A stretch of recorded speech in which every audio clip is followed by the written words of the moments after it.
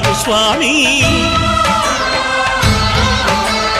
ఇరుముడులు స్పృశించి శుభమును చుదీవించి జన బృందముల చేర జగమేలు స్వామి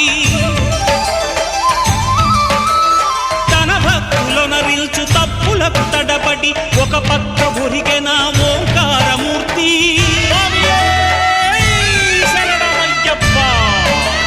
స్వాములందరూ తనకు సాయము కాగా ధీమంతుడై లేచె ఆ కన్య స్వామి